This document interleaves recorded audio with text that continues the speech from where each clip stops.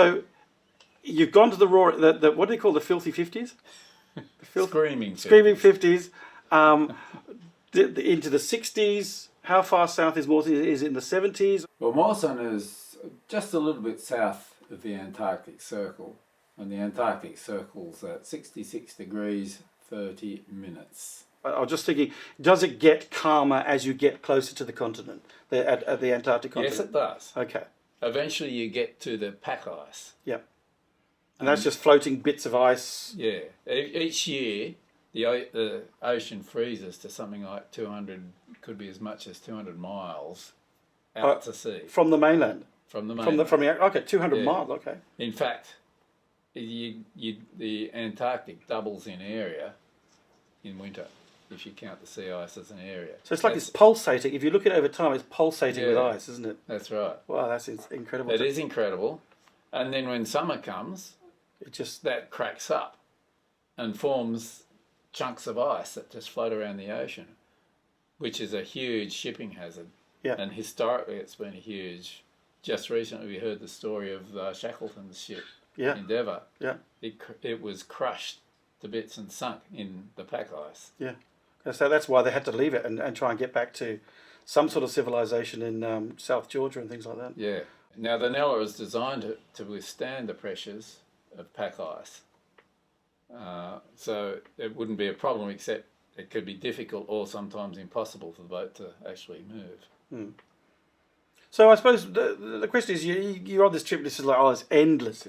We're never going to get there. It feels like that. When did you sort of feel that you were nearly there? You know, what's sort of the feeling? You know, I think when we got in. Well, the first thing that we're getting there was the day we spotted our first iceberg.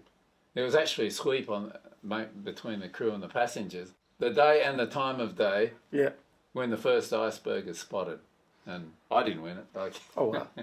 Oh, okay. So you're saying the pack ice really comes quite a way out, you know, from the mainland. You're looking at thousands, a couple of hundred. Well, you said it says 200 kilometres when it's fully extended, and then it was just ranging out from miles. 200 miles. I apologise. Yes, back in the 70s, we're still talking. Yeah, so miles. The pack ice goes out further than that, as you could well imagine. Yeah, because it's breaking up and moving out. Okay, so somebody won the sweepstake of when you're going to hit pack ice. Yeah. What was that like? No, that was when we spot our first iceberg. Oh, spotting it, okay. Yes. And it was iceberg, not pack ice, quite different things. That would mean that the boat's on a higher vigilance to spot these bergs as they're drifting around. Yes, but we had radar to spot them. Yeah. And even if the boat crunched up against an iceberg, it's not going to do a Titanic because the hull is designed to be able to withstand ice. So they say. So what does it sound like? You must have hit one or two on the voyage as you start to get closer and closer. Oh, I didn't hit an iceberg. No, but we hit ice. Yes. Yeah. So was that a bit of a shock the first year? Eventually you go down. So the captain going down was dodging the pack ice for quite a while. Then eventually you can't. You got to go through it. So in he went. And that was the next time we thought, now we're really getting into the Antarctic.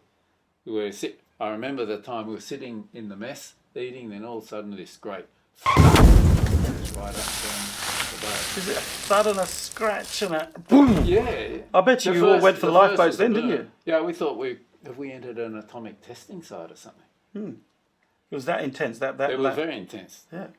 And it'd be nice to be warned about that, wouldn't it? It'd be nice to be told, this is what it sounds like. The Danes aren't going to warn us about something because this is nothing. We do this all the time. I mean, they're up for a laugh, and if it's at our expense, even better. So we're all rushed out, forget the food. We're out to see the pack ice as the boat starts to go into it. It sort of it just appears, this sort of flat ice, and then all of a sudden it just goes until the horizon. You realise, this is the edge of the continent. South, it goes as far as the eye can see. And there might be, once you enter the pack ice, there might be occasional patches of calm water, of open water, and then there's more pack ice. And what they did after they got in a bit, they then sent the choppers out to do a recce of the area to see what's the easiest way for the boat to go to minimise having to plough through all this ice. Yeah, because you're obviously trying to find the easiest way. Yeah. But I suppose by now you're in that sort of pack ice, things are starting to slow down a bit. Is it quite calm in there, or is it really still very much a swell with the ice? No, the ice really does flatten the water. Yeah. Quite a lot. Now, if if a storm comes up, and we did hit one storm after we hit the pack ice, what they did was they headed out to wait that storm out. In clear water? In clear water north of the pack ice. Yeah. In high winds, you could find yourself trapped. So that's what they did, and then when the storm passed, they went back in and started forging their way through. Right. Because you're talking about December. You think, oh, well, isn't that the sort of time things are thawing out? As you said, the pack ice are out, but you sort of got to still forge your way through. It is thawing out. That's what creates the pack ice. Mm. Now, this time of year, which is late December, you still got some fast ice. You couldn't get right into the coast. So what fast ice, what's that? Fast ice is what it means? Is the previous year's sea ice. Yeah. Frozen ocean, still frozen solid.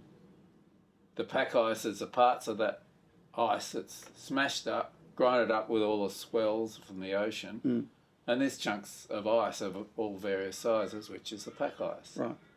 So what happened, we ploughed through all this pack ice, and it was actually quite magical when you're going through that. That was the best part of the voyage. You got the sea ice covering the surface of the water, calms all the swell, makes it totally magic. You're still quite a way off the coastline. Yes, you are. Yeah. And eventually we came to what's called Iceberg Alley. Okay. Iceberg Alley. Yep, okay, that's great. Now, Iceberg Alley has formed, there's certain contours of the ocean floor that causes icebergs to line up on the side of them, and it's like a trench. So it's a deep... I think, if I remember right, it's like a trench. Okay. And then those icebergs actually shield a path, keeps most of the pack ice out, and it makes a nice passage for the ships. Okay.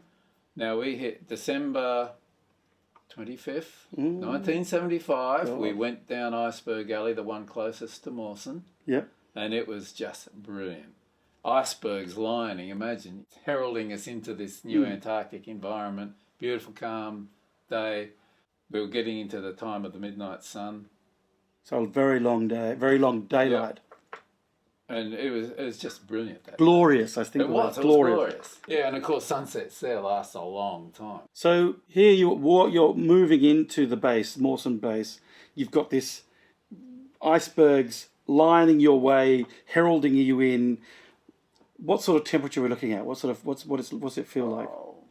Well, being summer, it's probably around -5 to 0. I would think something like that. Might have occasionally crept into the positive zone. Yeah. It's okay. It's doable. Oh yeah. You're feeling okay. You've got your sunglasses on. Our first acclimatisation has already started. Yeah. And we'd learnt wear the appropriate clothes when you're out anyway. Yeah, yeah. Did anybody get stuck on the rails, a bit frozen to the rails? Actually, not that I know of. Could have done that. What I was just thinking about, what does it smell like? Nothing. So there's no hint, obviously there's no hint of any vegetation, there's no hint of any animal life, it's just sea, obviously the sea smell. Yeah, but even that diminishes when you're in the pack ice, because there's no winds to whip up. And it's almost like there's no smell of anything. Except when you're in the boat, you can smell the oil from the diesel and everything else. But that's one thing. That's one of those things you can hear the cold, you can sort of feel it, but the smell. What's the smell like? It's like whoa, it smells nothing. We got to the end of Iceberg Alley and we hit the fast ice. Now this is about roughly 30 kilometres still offshore, and therein the boat goes no further. Right. 30 kilometres, so it's quite a distance between... 30 miles. So 30 miles, sorry. Yes. Yeah, still quite a distance to Mawson. But this was expected. So the boat just crunches into the ice, carves a little mini harbour for itself, then it moors itself up and they... To what? To the ice. So you just stick there's pack ice, there's fast ice. Right. The fast ice has never broken up, it's still the frozen ocean. Does that mean it's frozen fast, or... Because when you say fast, you think it's moving fast. That's the impression. But you mean it's frozen when I say solid. Fast, I mean solid. Solid stuff. Okay. Yeah, okay. So you're pegging the boat with obviously spikes or something to this ice. Yes. And it's like you only make your own little harbour. That's right. And then from there, you've got 30 miles to the base. Yep. And how do you get from the boat to the base? That's where the aircraft come in. All right. So first off, the choppers get loaded down onto the ice. Around that time, a whole host of Adelie penguins are coming up to see what the hell's going on. Very curious. They were. I suppose in the old days, that would be perfect for the sailors to come along. Oh, food, fresh food. Yes, I'm sure they did do exactly that. Yeah. Then we started ferrying people in. Now, first to go was our cook. He'd come down that day with appendicitis. As you moored up. Yeah. Wow, acute that's appendicitis. great. That's so painful. Yeah. That's double up pain. You were in real trouble. He wasn't in real trouble for this reason. We had a ship's doctor. Mm-hmm. We had the doctor who was coming down to Mawson. He was an army Swiss surgeon. Yeah. And we also already come off, because we'd heard about it, was the doctor from the previous year from Mawson. Oh, he was going out the next trip. So there was no shortage of 3 doctors and no nurses. No, Too many chiefs and not enough Indians. something like that. Okay, so he was in good hands. He'd probably was have to have in- an operation and get it out. That's right. So he was flown in. Just after that, this other guy was flown out. There's a story about that. We'll get to that. Who was this guy? So this is the crew that are coming out after they've wintered. This is they're going back home. Each chopper could take 3 passengers. Yeah, they weren't very big, were they? No. These 500, 4 men. Yeah, they're smallish. Yeah. So 3 passengers. So they go in, dump our crew off, and they bring 3 back from the previous year. Yeah. Plus a sort of other stuff, mail and all sorts of things. Mm-hmm. But they also had to ferry in the summer crew, who were using Mawson as a base for summer survey work in the general greater area that goes for hundreds and hundreds of kilometres. That was what you were there. That was one of your jobs, wasn't it? I was involved in that survey. Yep. Not this one, this year, but the following one I was. Okay. Another story which we'll get to one day. Yeah. Okay. So we're ferrying the crews out. So what were you going to say about the previous crew? They're sort of. They came back and we thought, oh, look at these weirdos. Yeah. Well, they would be bearded Yes, and exactly. shaggy and looking like, people from a Neolithical age. I'll need to realise that we'll be like that next year. Yeah, well, that thought did cross our mind. Anyway, Yeah. it was about 11 o'clock at night thereabouts where my turn finally came for my Still chopper. daylight, hasn't it? Still daylight. Yep. Flew in. This is a rather surreal experience because we looked at lots of books on Mawson, photos of Mawson and whatnot, but to actually see it was another thing. We're flying in, we looked down and there it was, and my first thought was, that's my home Yeah. for the next 15 And months. it looks like a dump. It did. It looks like a whatever. When you look at some of the photographs, it's extraordinary how it's just boxes and round things and that's it, and tubes and stuff like that. Yeah, wooden. There's no artistic, architectural, whatever. So it was not renowned for its It's utilitarian, isn't it? It's a mining camp. Sorry, I digress. And then we're looking down there. In no time, we're on the ground. Anyway, you get out the chopper, put your first foot on the Antarctic continent. Did anybody kiss the ground? Not on our flight. Because you've had a pretty rough trip across. I mean, when you think about it, you probably still got that motion. Oh, yes. Because that's what happens. You still got that motion for a couple of days. Your body. That's very true. Yeah. Okay, so you hit the ground. The choppers are still buzzing, obviously. You get out, get the stuff out. Unload everything out of there. Yeah, and then the next crew coming out. Yeah, and then off goes the chop. Yeah, so people jump on. Go, goodbye, never see you again. We could have been even the last flight for the day. I can't remember, but it probably was because it's getting a little bit duskish by that time. And there waiting for me was the previous year's geophysicist of Mawson to welcome me. He took me down to the rec room. Now you got the chopper landing pad was up on high rocky ground behind the base. There's 3 spots I noticed on the 3 picture. circles, so 3 choppers Yep. could land out on that landing pad and be down at one time. You wouldn't land them all at the same time. No, but yeah. Down to base, into the mess. First sight, there was a bloke lying under a table, Okay, he was drunk, was he? completely drunk, and a pool of spew beside him. Oh, great. That'd be great for the first. And my mate Peter Hill, the geophysicist, says to me, we've had a bit of an incident today. And he says, one of our radio operators nearly killed the chief radio operator. Oh, wow. bashed him within an inch of his life. Okay. And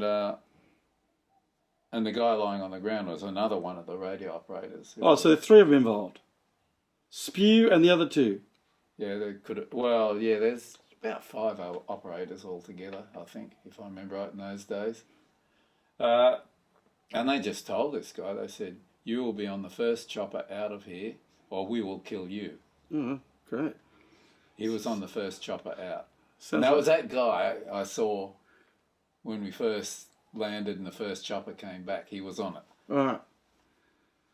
So yeah, so I suppose that's the other things. They have to police themselves as well while they're down there. That's You right. have to have some sort of authority to say. Well, the authority, each year you have an officer in charge, OIC, OIC. Great. It's always the OIC. Yoik. Yeah. And so they had actually, he was a very popular OIC. Most of them aren't popular, but this guy, his name was Lem Macy. Mm. He's got an island down there named after him that we visited. Oh, that's very nice. Yeah. Macy Island. Macy Island is exactly right. So, obviously, when you've been together for 12 months through a winter, cabin fever, that's the cabin fever coming through, where people start going mad. Now, we were very lucky out here because people in our party who had been down in previous times, they said there's normal, fights and some of them can get quite savage. Yeah. We only had one very minor biffo between 2 people. And it was only very minor. They said this is a very placid year. Oh, great. So, okay. One biffo gone? Yes. But on the subject of women, there had never been an Australian woman winter at an Antarctic base until that year. And that was on Macquarie Island. And the only reason it happened was because they could not get a male doctor for Macquarie Island. And without a doctor, they wouldn't allow the base to be manned. Yeah, that's fair enough. Yeah. But, I mean, when you think about it in that sort of era, obviously that's an unusual situation. And realistically, it puts a woman in a very difficult position. She's got to be damn tough. She was also a pioneer, very much so, being the first one. And from that year onwards, women started to go down more and more until today. There's probably as many women as men, I'd imagine, down there. Now, it's not a military base. No. It's a scientific research base. Yes, So, therefore, you're all civilians. most of us. So, in essence, fraternisation between people, male and female, male, whatever, would be not frowned upon, as it were, in the military, where you can't go out with the officers or something like that. So, what I'm saying is, relationships we built up in those sort of environments. So it might be quite. Yeah, there was no hierarchy. Yeah. Everyone could be friends or not friends with anyone else. So, But the OIC, he was the one who would dish out punishment for people who were fighting, etc., etc. well, he was Within the a- final authority. If decisions had to be made, the OIC was the final word. Yeah. Also, rosters for this, that, and the other thing is normally either done by him or he would delegate someone else to make up rosters. Okay, so you've just arrived, fresh out of uni. You've had this massive trip down through some of the worst oceans in the world. What do you bring for a year's Antarctic trip? We had 2 duffel bags and maybe another carry bag. Now, this is just for the summer period. Now, when the ship came back after a second voyage, which was in early March, Oh, this is to take the crew back and then bring the second Yes. half of the crew. then you had the changeover period. This is a major operation where all that equipment that you loaded on gets offloaded, building materials. This is the second time they come back. Second time. The ship's still full of this stuff. Yeah, so they Oh. load it up in Australia. It comes down fully loaded, goes back fully loaded, and then comes down. It's the most efficient way to do it. Oh, okay, sounds. But they went back to Fremantle, didn't they? Yes, And then they came back. yeah. Okay. Because the loading happened in those days. It'd be loaded in Melbourne. Yep. The Fremantle was just to save a... 1,000 kilometres at least. Exactly. And it was easy to fly people to Fremantle from Melbourne. Yeah, but it seems crazy that you've still got a ship full of stuff going back to Fremantle, Yes. pick up another crew, then come back and then unload it all. That's the way it was done. Okay, so that's a couple of months later. So you're now at Mawson with half of the old crew and your crew, your half. And so there's obviously a period of time where you start to learn the ropes of how to survive, how to live. Yeah, the previous year's geophysicist, he showed me the ropes of, obviously I knew how to work the equipment, I'd trained for that, but then the peculiarities of the base, all these sorts of things. And then he went off onto the summer survey work with the aircraft, which was many hundreds of miles west of Mawson. Well, they're just going to survey the land. Oh, there's all sorts of things, geologists, geophysicists, surveyors. This is while it's in the summer months. Yes. There's no flying aircraft in winter. You're limited to the summer months, and in that time, you've got to offload half the crew in Mawson, return back to Fremantle, pick up the rest of the crew, come back down, Davis, then Mawson. Then you have the big unloading time that we call the changeover, and that is a very intensive operation. When it's finished and you've unloaded the whole cargo of the boats, loaded up all the summer crew, boats then sails back to Fremantle via Davis often, and you've got to do all that before the sea starts to freeze again, which is sometime mid-March. You've only got a window of a couple of months. So many months, not even 4. Yeah. Because you get down, the ship leaves early March, and by that time you start to see the ocean starting to soup up a bit. And that's when you think, because if that ocean freezes... Yeah, you've got not miles, 30 miles, you've got 100 miles to get across. Yeah, you don't want to be in a boat that's stuck in the ice. It has happened from you occasionally. No, it just seems, you say it's efficient, it's like, well, you're offloading people on the first trip and taking on people, but you're not offloading all the equipment, and that's the height of summer. And what about the accommodation? You've got the mess deck. Is this like a big hut that 10 people, 15 people can live in, or can sort of hang out? Oh, the mess area was able to comfortably cater for all our winter crew, which is 29 people in that year. And on top of that, during the summer, you had people coming and going all the time. There was never a problem. You could cater for all those people pretty easily. Well, perhaps occasionally it might get a bit crowded, but that's life. Where was the accommodation? Was it off the mess? No, or would you have to walk? Huts. Would you have to walk out through the snow to your hut? Walk out through the snow to your hut, or dongas as we call them. Dongas, yeah. Well, that's where the word, I suppose, was where the word come from. So, what was your donga like? Oh, the dongas were actually not that much bigger than the container. They were metal, heavily insulated. There was a shower down one end, a corridor, and I think it was about 4 very tiny bedrooms lined along one side, and tiny little windows. Could get a bit cramped, but I had my office just not that far away with lots of room. It was great. So what about heating? Is there some sort of heating system, or you just had your own little burners in the...